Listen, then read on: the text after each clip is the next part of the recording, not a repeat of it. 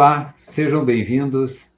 Estamos em mais uma edição do programa Palavras Consoladoras, que trata dos conteúdos da doutrina espírita baseados no Evangelho de Jesus, seus exemplos e seus ensinos. Estaremos com você durante 15 minutos através de um diálogo esclarecedor e consolador à luz do Espiritismo.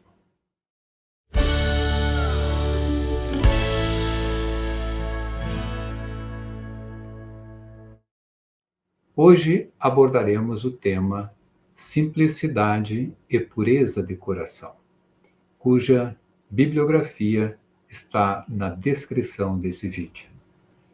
Recebemos com carinho nosso irmão Roberto Sbravati, trabalhador do movimento espírita na Serra Gaúcha. É um prazer dialogar contigo, Roberto. Bem-vindo. Muito obrigado, Vanderlei. Meus cumprimentos a todos que estão nos assistindo, e é uma satisfação podermos dialogar sobre as questões envolvendo o Espiritismo, o Evangelho de Jesus, enfim, aquilo que nos leva à reflexão e à nossa mudança de vida. Roberto, a pureza do coração é inseparável da simplicidade e da humildade. Exclui toda a ideia de egoísmo e de orgulho. Por isso é que Jesus toma a infância como emblema dessa pureza, do mesmo modo que a tomou como o da humanidade. Disse o Cristo: deixai que venham a mim as criancinhas.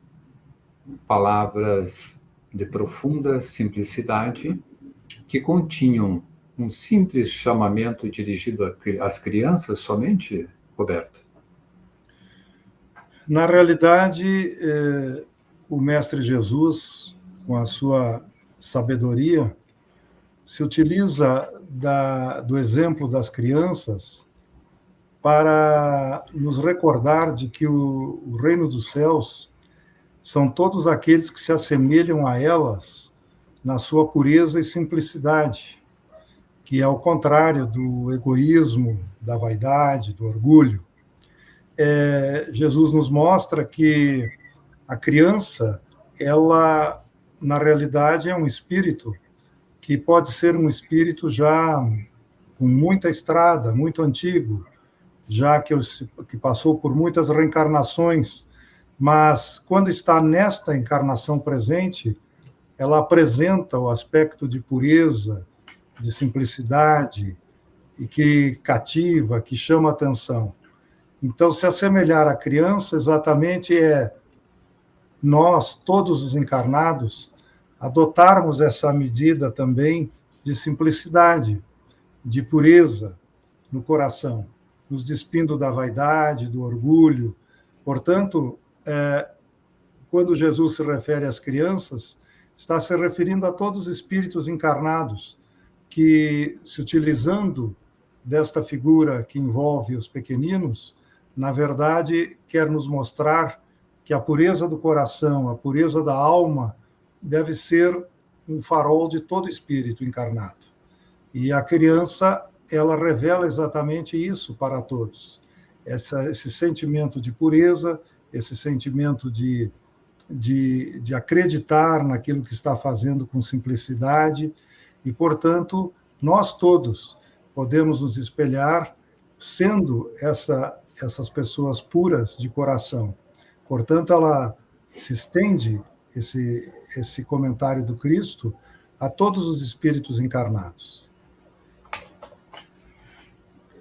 Quantas descobertas guardam a infância? Um período que vai do nascimento até a adolescência. Embora curto, qual a importância dessa etapa para o espírita? A infância, na realidade, o espírito, ele está reencarnando, dizem, mais ou menos até os 7 anos, quando ocorre essa reencarnação de forma completa. Então, esse espírito, que pode ser já um espírito com muita bagagem, naquele momento, ele está vindo para cá com essa feição de pureza que a criança tem, exatamente para gerar um acolhimento dos seus pais e das pessoas que estão ao seu redor. Esse espírito vem para cá, evidentemente, com as suas imperfeições, e embora num corpo de criança, num corpo infantil.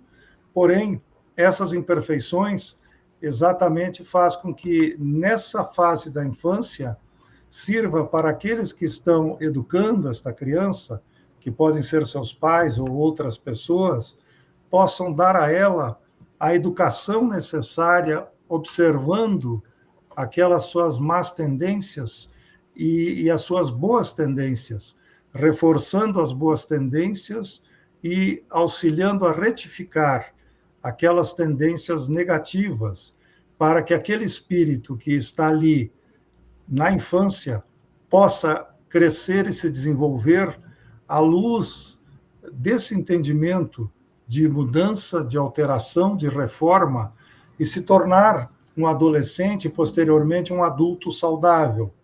Portanto, a infância tem esta clara situação, fazer com que o pequenino, que gera espontaneamente em todos esse sentimento de acolhimento, possa, na compreensão de que ali está um espírito com as suas imperfeições, embora em corpo de criança, que ele possa ser auxiliado para que ele desenvolva suas capacidades no bem e possa também retificar aquelas suas más inclinações já perceptíveis, né, quando ainda é criança. Evidente aqui ficou que o papel da família, né, dos pais ou responsáveis no processo educativo da criança, que envolve cuidar, proteger, educar e transmitir os melhores valores. Será que ele fica restringido a esse teor de palavras aqui do cuidar, proteger, educar e transmitir os melhores valores? A família, os pais, eles têm um papel fundamental.